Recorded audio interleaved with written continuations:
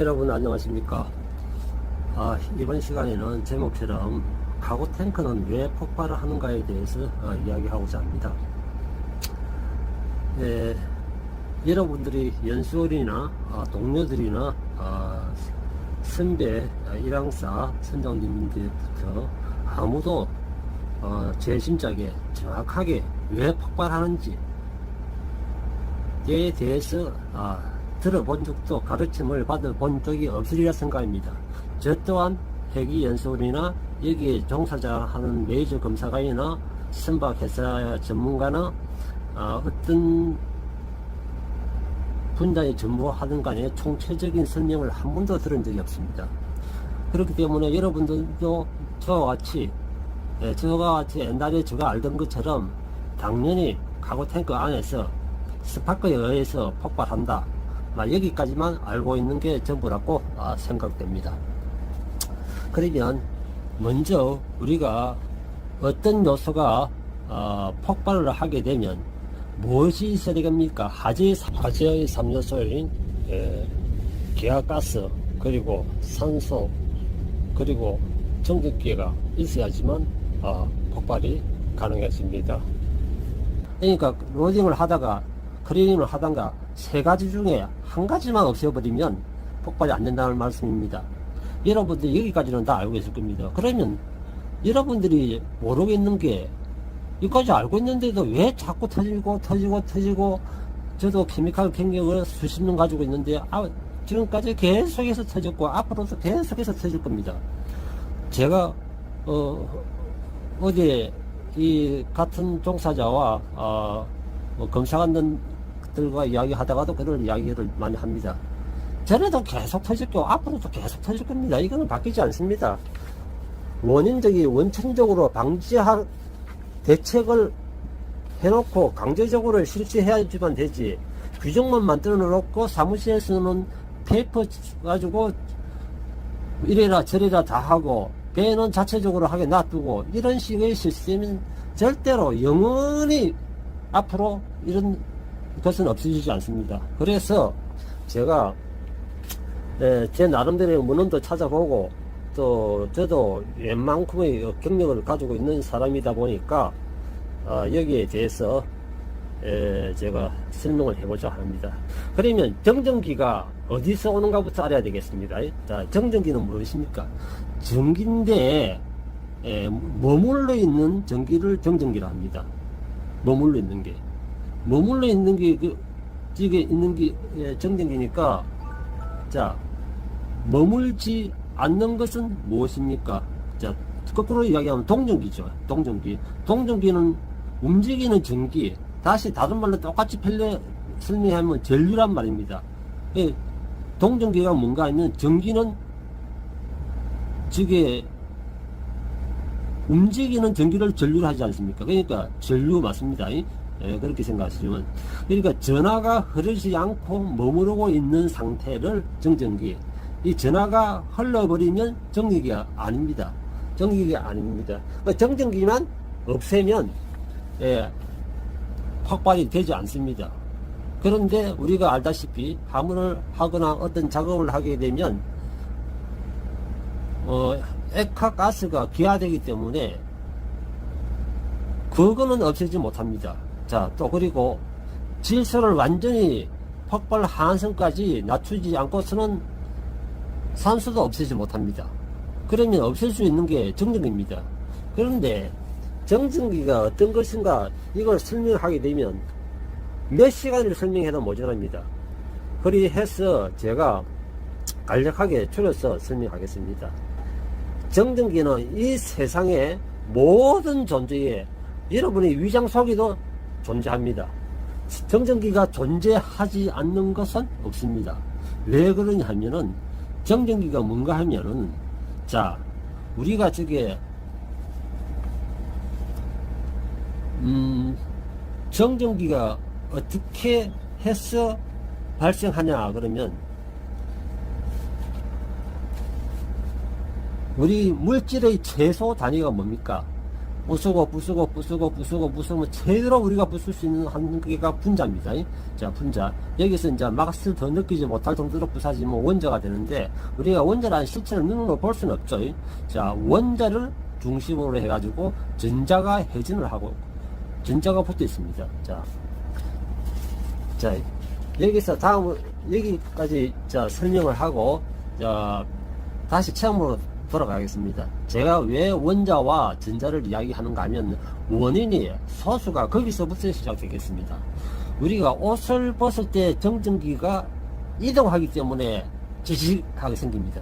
정전기가 없다 그러면 옷을 벗을 때에 겨울철에 특히 습도가 약할 때에, 습도가 많을 때는 잘 안 생기죠. 전기라는 놈은 습기가 있으면 그쪽으로 가서 스며들어 버리죠. 지가 움직이기 쉬울 것으로. 그렇기 때문에 정전기가 촉촉되어 있으면 옷을 벗을 때가 지지직거리고, 실제로서 우리 주위에 생기는 정전기는 아주 무시할 정도로 적기 때문에 우리가 그냥 지나칩니다. 우리가 밥을 먹고 숟가락을 들고 드든가, 밥을 입을 넣든가, 밥을 씹든가 할 때도 정전기는 발생합니다. 하는데 우리가 너무 미세하고 눈에 띄지도 않고 그게 실제는 존재하지만 아무 인체의 해도 없기 때문에 우리가 그냥 살아가고 있습니다. 그러면 현 시대에 살아가는 우리 인간들이 어떻게 정전기의 존재를 알 수 있었을까요? 그것은 탈레스라는 사람이 기원전 7세기에 활동했던 고대 그리스 최초의 수학자이자 철학자인데, 이 탈레스라는 사람이 우리가 거기 호박이라는 보석 있죠. 이 보석의 일종인 호박을 틀가죽으로 문지르다가 호박이 작은 먼지를 끌어당기는 것을 발견하고, 그것을 그게 정전기의 기원으로 지금까지는 정리하고 있습니다. 그 시점이 지금이야 정전기라는 명칭을 붙였지만, 그때는 그게 뭔지는 모르겠지만, 이런 현상이 있구나. 호박이라는 물질을 털가죽에 문지르니까 호박에, 그 단단한 호박 보석에 먼지가 붙더라 이런데, 그때 그러한 현상을 발견했는데, 그 당시에는 왜 정전기가 생기는 이유는 알 수 없었고, 그 이후 2000년이나 지난 후에나 이것을 전기라고 부르게 되었습니다. 16세기 때 자기와 전기에 대해 체계적으로 연구하였던 윌리엄 길버트라는 사람이 정전기라는 단어를 처음 사용했습니다. 이때 이제 16세기 때 정전기라는 단어를 처음 사용했죠. 그때는 말 자체가 없었죠. 자, 그러면 1600년대 자성과 정전기를 연구 논문으로 마그네트 논문을 작성했습니다. 다시 말씀드리면 1600년대 자성과 정전기에 대해서 연구해서 그 마그네트란 명칭으로 해가지고 논문을 작성했습니다. 그 논문은 한 개의 자석을 두고 둘러 쪼개면 두 개의 자석이 된다는 그런 이치였습니다. 더 크게 이야기하면 지구는 하나의 큰 자석이다. 이것처럼 현대에도 사용되는 주요 개념들을 그때 했습니다. 그리고 정전기를 표현하는 용어를 처음 사용했을 때가, 그때 호박을 고대 그리스어로 뭐라고 불렀는가 하면은 일렉트론이라고 불렀습니다. 우리가 지금 전기를 일렉트론이라고 부르는데, 그때 고대 그리스어가 호박을 일렉트론이라고 불렀습니다. 자, 털에 문지르는 호박이 가벼운 종이나 털 등을 끌어당기는 호박력이라는 의미에서, 그렇죠. 우리가 책받침 가지고 머리를 문지러도 끌어당기고, 빗 가지고 머리카락을 문지러도 끌어당기죠. 이것을 일렉트로니시티라고 부르게 되었고, 지금 사용하는 전기라는 뜻을 이때 처음 갖게 되었습니다. 그렇다면 정전기는 어떻게 생기는가, 이제 이게 궁금하죠. 정전기가 이제 생기는 원인을 알아야지 방지를 할 수 있죠. 자, 서로 다른 두 물체를 마찰할 때에 두 물체의 표면에 정전기가 생긴다고 합니다. 무슨 말인가 하면은 우리가 서로 다른 두 물체를 했습니다. 그러니까 스펀지와 스펀지가 같이 문지르면 정전기가 발생 안 합니다. 새와 새끼를 문지르도 정전기가 발생 안 합니다. 그거는 스파크지 그냥 그게 정전기가 아닙니다. 자, 이런 식으로 정전기가 발생하는데 아까 최초에 말씀드렸던 제가 원자에 대해서 이야기했죠. 여기서 물질의 작은 단위인 원자는 뭐로 이루어졌습니까? 양성자와 전자로 구성되어 있습니다. 물질을 이루는 원자들은 플러스 전기를 띤 양성자와 마이너스 전기를 띤 전자의 개수가 같기 때문에 정기적으로 이걸 분류를 하게 되면 중성입니다. 플러스 체도 아니고 마이너스 체도 아닌 중성이 되는 거죠. 양성자의 숫자와 플러스 전기를 띤 양성자의 숫자와 마이너스 띤 전자의 수가 같기 때문에 중성으로 취급되는 거죠.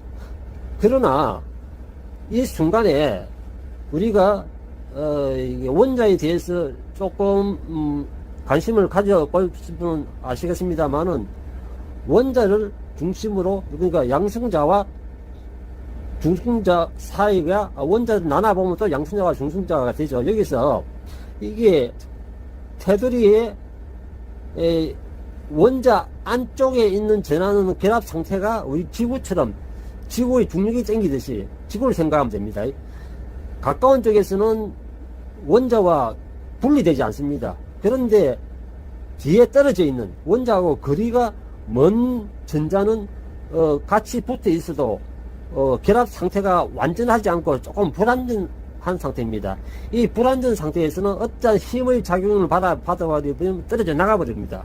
그러면 아까 말씀했다시피 양성자와 전자의 수가 20개씩 똑같은데, 자, 그렇기 때문에 이거는 전기 성질이 없는 중성으로 이루어져 있는데, 자, 전자가 하나를 날라갔다 그러면, 자, 어떻게 됩니까? 그러면 전자는 다른 쪽으로 어떤 힘이나 어떤 작용에 의해서 외력이 있어야 됩니다. 어떤 아무 동기가 없이 저절로 날아가지는 않습니다. 그러니까 망치로 때린다든가 이동을 시킨다든가 어떠한 힘을 작용을 받아야지만 떨어지죠. 바깥의 능력이 떨어지면, 자, 떨어지는 순간에 안에 남아있던 원자는 갑자기 플러스 전기를 띠게 됩니다. 그 한 개는. 그러면 두 개 붙어 있을 때는 중성이었는데 하나가 떨어져 나갔으니까 그러니까 양성자 하나는 플러스 전하를 띠버리고 하나는 떨어져 나갔으니까 그 전자는 없어지는 게 아니고 떨어지는 순간 마이너스 전하를 띠버립니다. 이렇게 해가지고 발생한 전기를 마찰 전기라고 우리가 부릅니다. 마찰 전기를 부르는데, 여기 이제 마찰 전기를 잘 만들려면 아무 물질이나 비벼서는 만들어서는 안 되고 서로 전기적 성질이 완전히 다른 두 물질을 마찰해야 발생이 됩니다. 이게 물하고 뭐게 알코올하고 이게 마찰해봤자 이게 마찰 전기가 발생하지 않습니다. 완전히 성질이 다른 것. 이 물질을 순서대로 배열한 것을 우리가 학교에서 배운 적이 있을 겁니다. 대전열이라고 부릅니다. 대전열. 예를 들어 가지고 우리가 성면, 머리털, 머리카락 털, 나일론, 유지, 가죽 등은 플러스 전기를 강하게 띠고 있습니다. 항상. 그리고 또 폴리에스테르나 셀룰로이드, 고무 같은 것은 마이너스 전기가 강하게 띠고 있습니다. 그래서 플라스틱 빗으로 머리카락을 빗으면 정전기가 잘 생기는 겁니다. 그렇다고 정전기는 이렇게 마찰에 의해서만 생기는 것이 아닙니다. 가구나 제품의 포장 비닐을 벗길 적에 여러분 정전기를 느껴보신 경험이 있을지 모르겠습니다. 간혹 보면 전자제품 포장을 벗기다 보면 전기가 발생될 때도 있습니다. 이렇게 접촉하고 분리할 적에 이 박리 때문에 정전기가 발생하고, 여기서부터 이제 키포인트가 들어갈 수 있습니다. 액체가, 우리인데 해당되는 거죠. 액체가 파이프를 통해서 지나갈 때도 그 발생하는 물의 유동 때문에 정전기가 만들어집니다. 이 파이프 안에 우리가 톨루엔이나 다른 액체가 아니고 물이 흘러도 정전기가 발생된단 말이죠. 왜? 아까 말씀드렸죠. 성질이 다른 두 물체가 마찰을 하게 되면 마찰 전기가 발생된다고. 예. 그래, 마찰 전기가 곧 정전기입니다. 그래서 그 외에도 또 있습니다. 무엇을 분출시키든가 파괴시키든가 충돌시키든가 하게 되면 어떻게 됩니까? 원자 활동이 되죠. 무엇을 부순다 그러면 우리가 나무를 사실상 장작으로 따겠지만 나무의 최소 단위는 원자죠. 나무의 원자가 충격을 받았으니까 원자가 가지고 있는 전자가 튀어나가죠. 우리는 눈에 보이지 않고 느끼지 않지만 정전기는 발생된다는 그 말씀입니다. 그러니까 정전기는 어디에 있습니다. 그렇기 때문에 여러분들이 저게 생산 현장에서 저게 벨트로 연결된 컨베어나 슬라이드 베드, 롤러와 같이 반복 마찰이 계속 작업하는 것은 정전기가 쉽게 발생됩니다. 정전기가 쉽게 발생된다는 말은, 그 말은 잘못하면 이게 화재로 발생될 수도 있고, 어떤 상황에 계속되는 많은 정전기에 의해 주위의 다른 전자계기가 장애를 받을 수도 있다는 말입니다. 정전기가 우리 생활에 이렇게 깊이 스며들어 있는데도 우리는 모든 사람들이 잘 모르고 있습니다. 자, 그런데 정전기를 또 잘 이용하게 되면, 정전기를 이용하는 장비가 또 많이 있습니다. 못 이용하면 악이 되지만, 잘 이용하면 덕이 됩니다. 우리 복사기 같은 거, 페인트 도장하는 것처럼 저절로 착 붙게 하는 거, 이런 거 말이지, 생활에 덕이 되게 하게 제어를 시켜가지고, 활용하는 것도 있고, 제어를 못하게 되면 결국 정전기는 유로 탱크를 폭발시키고 전자제품 고장을 일으키는 등 큰 사고를 많이 발생시킵니다. 자, 그래서 여러분들이 이제 배를 접안을 시키지 않습니까? 접안을 시키면, 자, 우리가 배에서 육상에서 최고 먼저 뭘 줍니까? 어서선을 넘가줍니다. 어서선을 선박에 접지해라 그럽니다. 그러면 그 어서선이 어디로 가는가 하면은 육상의 접지선에 가죠. 육상 접지선에 가면 어디로 가느냐? 저기에 카고 탱크, 육상 화물을 보관하고 있는 화물 탱크와 접촉되어 있습니다. 그렇게 된다면 무슨 말입니까? 본선이 일단 해상에서 들어오게 되면 안에 정전기를, 본선 자체의 정전기를 가지고 있습니다. 가지고 있고, 또 사람은 또 사람 나름대로의 본인의 정전기를 가지고 있습니다. 먼저 이제 이야기 해볼 것 같으면, 자, 육상 탱크와 본선 카고 탱크가, 자, 어서선을 이용해서 접지가 되어 있으면 안에 있던 정전기가 다 빠져가지고 서로 통하는 전류와 행대가 흘러버리고 없습니다. 정전기가 더 이상 아니죠. 아니기 때문에 이제 이런 식으로 해가지고 일단 정전기를 방치하고, 우리 선원들도 갑판에 내려갈 적에 갑판에 내려갈 때도 먼저 핸들레일을 잡고 브릿지 윙에서 내려가는데, 토프 데크 쪽에서 내려가는데 장갑을 벗고 핸들레일 쪽에 페인트가 없는 부분이 있죠. 몸에 있는 정전기를 빼놨고, 그렇게 그쪽 부분만 페인트를 칠하지 않고 스테노를 해놓은 겁니다. 해놓고, 또 우리 카고 탱크 앞에 발판, 여러 발판에 그냥 페인트만 안 칠하고 스테노를 해가지고 샘플을 뜰 때도 그쪽에 수거할 수 있게 다 그렇게 해놨죠. 그걸 왜 그런가 하면 다 정전기를 없애게 됩니다. 그러면, 자, 여기까지 설명해서 여러분들이 또 의문점이 생길 겁니다. 그러면 어스만 되어 있으면 그러면 저게 폭발을 안 하는 것이 아니냐? 그런데 왜 폭발을 하냐? 이렇게 질문하는 사람이 있을 수도 있습니다. 있는데, 자, 우리가 다른 탱크에 스팀하다가 폭발한 경우가 많습니다. 자, 이런 것은 어떻게 됩니까? 우리가 화재의 3요소 중에 3가지 중에 딱 공평하게 33%씩만 가지고 있으면 딱 폭발하죠. 그런데 한 가지가 확 조금 줄어들었는데도 한 가지가 확 올라가도 폭발합니다. 그게 무슨 말인가 하면, 쉽게 생각해서 여러분 겨울철에 담배 피우신 분들은 알겠습니다.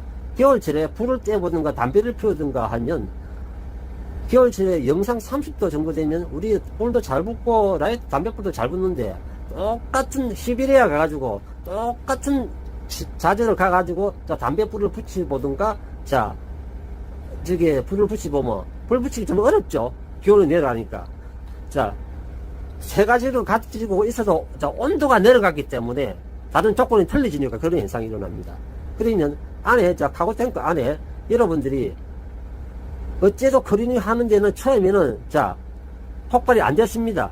안에 폭발 한계점까지 왔는데 폭발이 안 됐는데 가스도 있고 정전기도 조금 있고 산소도 적당하게 있는데 정전기가 너무 약하다 보니까 폭발이 안 됐습니다. 이런데 카고탱크 온도를 급격하게 올려주면 어떻게 되는가 하면은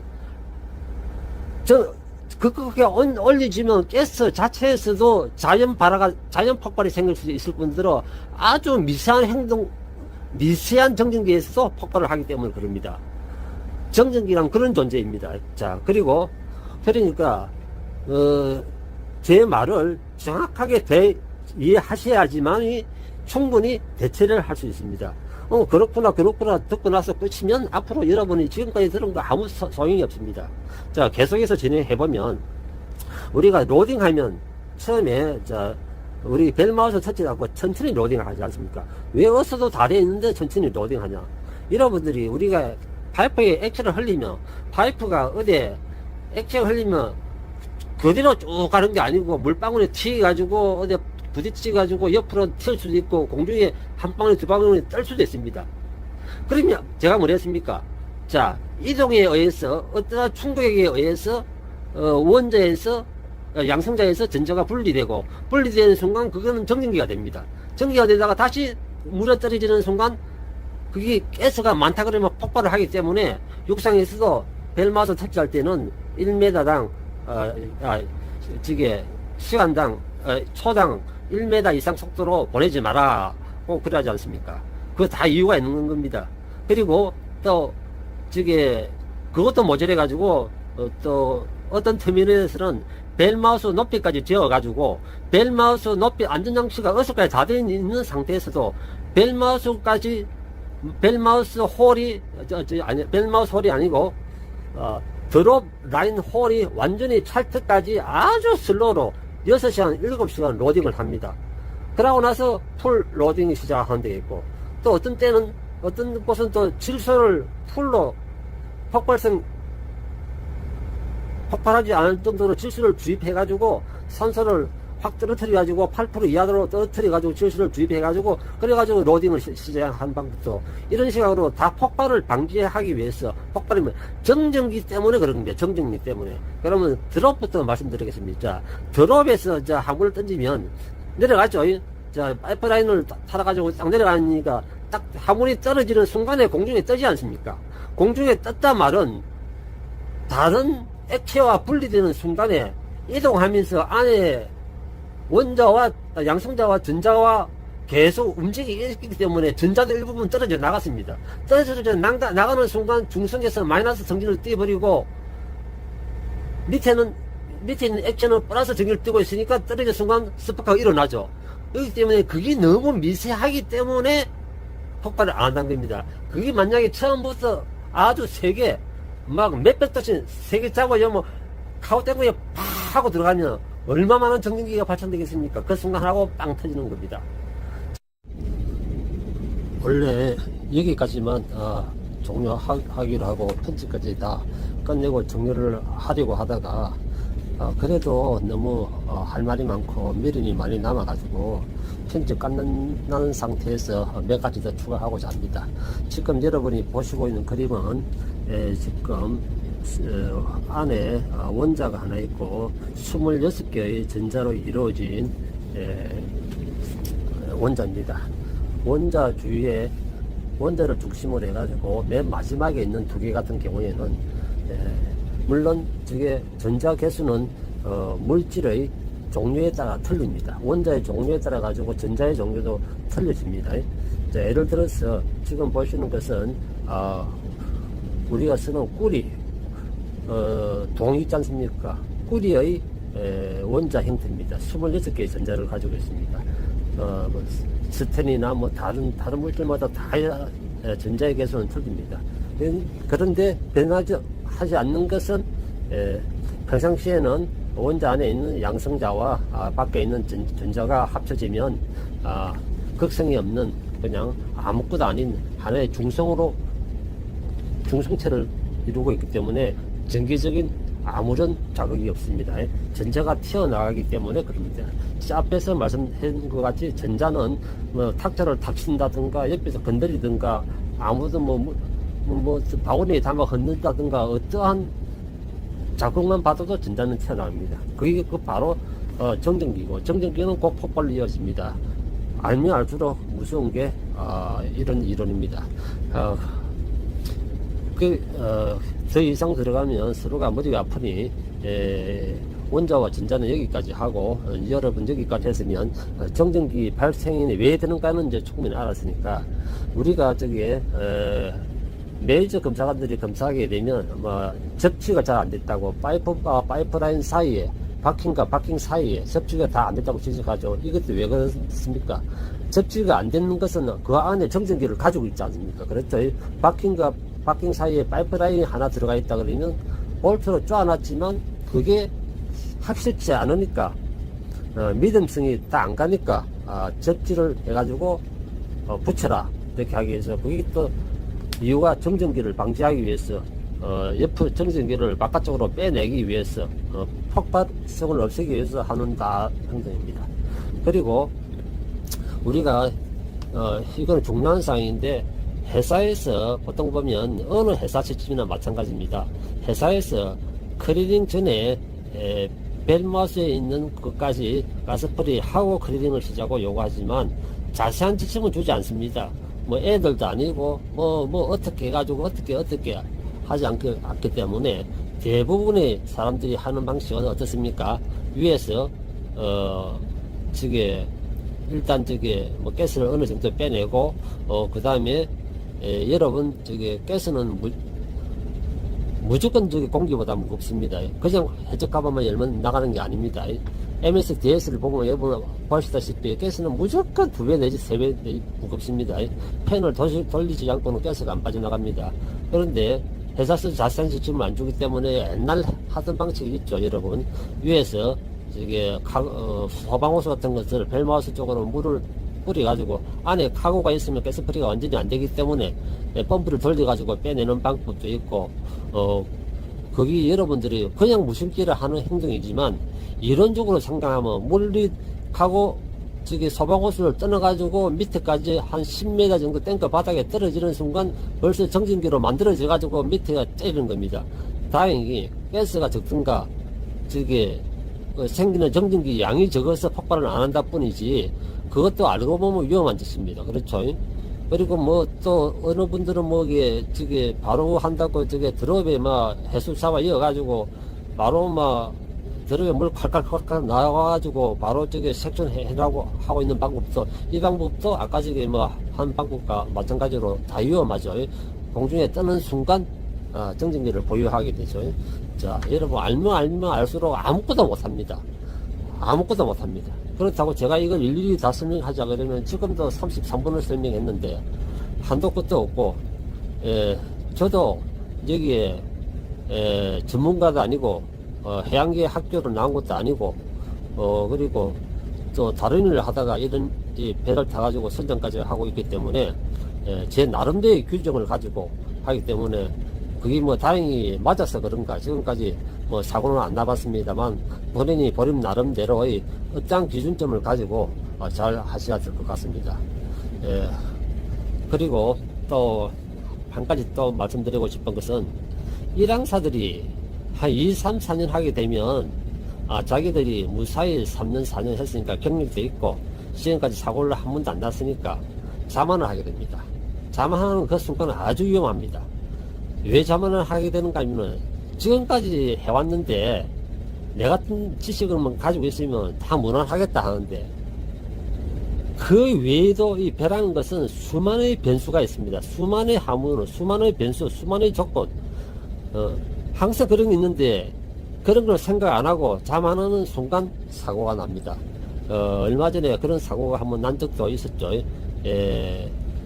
안에 본인이 탱크 안에 내려가 본다고 내려가는데 독성가스가 없으니까 자기는 내려가도 괜찮겠다 그것만 짧게 생각한 거죠. 짧게 생각했기 때문에 내려가지고 독성가스는 없는데 질소에 질식해가 죽었죠. 이와 같이 이거 외에도 무궁무진하게 사고 사례를 보면 밝힐 수 없는 사고는 전부 다 사실상 정전기에 의해서 생기는 건데, 밝힐 수 없는 사고는 무슨 이유 갖다 붙여가지고 다 처리합니다. 밝힐 수 있는 것을 밝히는데 대부분 밝힐 수 없는 사고가 많죠. 뭐 배가 뭐 통째로 내려앉아 버렸다든가, 이유 없이 뭐 작업하고 있는데 뭐 이게 폭발해 버렸다든가, 이런 뭐 정확하게 이유가 없기 때문에 그러는데, 그런 것은 대부분의 정전기 사고입니다. 여러분, 전문가분들이 또 내보다 더 유능하신 분들이 그렇게 정의를 내리니까 뭐 다들 뭐 그런가 하고 넘어가겠지만, 제 생각은 뭐 그렇다 그럽니다. 그래서 저는 저 나름대로 하나의 규정을 두고 있습니다. 제가 승선하고 있는 배에 일항사가 처음 승선하면 꼭 하지 말 것 딱 몇 가지만 이야기합니다. 카고 탱크는 액체류가 한 방울이라도 보이든가, 아니면 물이 없더라도 냄새가 조금이라도 나면 절대 카고 탱크 안에 못 들어가게 합니다. 또 스팀 사용 시에는 항상 선장 허가하에 사용해라고 저렇게 주의를 시키고 있습니다. 그런데도 선장의 눈을 속이고 본인이 잘못된 실수를 많이 하고자 들어가다가 죄인데 들켜가지고 혼난 초사들이 몇 명 있습니다. 여러분들은 절대 그러지 마십시오. 경험이 많은 선장이 그럴 때는 그만한 이유가 있었을 겁니다. 여러분, 일이 먼저가 아닙니다. 목숨이 먼저입니다. 그거 욕 먹어도 끝나는 건데, 자기 단순한 짧은 지식 가지고 일하면 안전하겠지, 일 처리되겠지, 그 짧은 선상이 자기 인생을 끝내버리는 수가 있습니다. 자, 그리고 대다수의 일항사들은 하여구 바로 찬 해수로 빠다머신 치죠. 대부분이 뭐 안전하다고 생각하는데 99%는 뭐 아직도 그렇게 하고 있는 걸로 제가 생각이 됩니다. 뭐 정확하게는 뭐 이야기할 수 없습니다만은 그 정도 진도에 가는데, 앞에 설명한 것처럼 정전기의 생성 원리를 생각하면 해수가 바다머신을 떠나서 벽에 붙기 전에 공중에서 벌써 그 정전기 형성이 되어버립니다. 그러면 수많은 전자들이 양성자하고 분리돼서 정전기가 뛰게 되는데, 이 상태에서 벽을 때리게 되면 얕은 스파크는 정전기로 인해 가지고 불꽃이 튑니다. 그게 너무너무 미세하기 때문에 폭발도 안 하고 우리 눈에 보이지도 않기 때문에 그렇지만, 아까 설명한 것처럼 모든 원리를 알고 있으면 확실히 정전기는 생겼고 안에 스파크는 발생을 했습니다. 이와 같이 제가 뭐 최대한 여러분들인데 성선생활에 케미칼 땡가면들인데 도움을 주고자 약 지금까지 40분 동안 말씀을 드렸는데, 제 경험담과 사고나 모든 것을, 지식과 모든 걸 담아보려고 그러면 너무 방대한 시간도 필요하고, 뭐 저도 좀 그렇고 해서 뭐 여기까지만 마치고, 뭐 다른 종류의 또 뭐 성서생활에 필요한 자료가 있으면 유튜브로 올리도록 하겠습니다. 장시간 들어주셔서 대단히 감사합니다.